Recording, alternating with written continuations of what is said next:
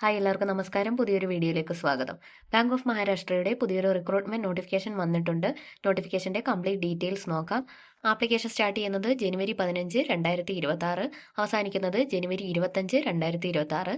കേരളത്തിലും വേക്കൻസികൾ റിപ്പോർട്ട് ചെയ്തിട്ടുണ്ട്. കേരളത്തിൽ 13 ഒഴിവുകളാണുള്ളത്. ഓൾ ഇന്ത്യ 600 വേക്കൻസികൾ റിപ്പോർട്ട് ചെയ്തിട്ടുണ്ട്. ക്വാളിഫിക്കേഷൻ വരുന്നത് ബാച്ചിലേഴ്സ് ഡിഗ്രിയാണ്. ഇതുകൂടാതെ അപ്ലൈ ചെയ്യുന്ന സ്റ്റേറ്റിന്റെ ലോക്കൽ ലാംഗ്വേജ് റീഡ് ചെയ്യാനും റൈറ്റ് ചെയ്യാനും സ്പീക്ക് ചെയ്യാനും അറിഞ്ഞിരിക്കണം. ഏജ് ലിമിറ്റ് വരുന്നത് 20 മുതൽ 28 വയസ്സ് വരെയാണ്. ട്രെയിനിങ് പീരീഡ് വരുന്നത് 1 വർഷമാണ്. മന്ത്ലി സ്റ്റൈഫൻഡ് 12,300 രൂപ വരുന്നുണ്ട്. ജോബ് ടൈമിംഗ് വരുന്നത് രാവിലെ 10 മണി മുതൽ വൈകിട്ട് 5 മണി വരെയാണ്. SC, ST, OBC, PWD വിഭാഗക്കാർക്ക് ഏജ് റിലാക്സേഷൻ ലഭിക്കുന്നതാണ്.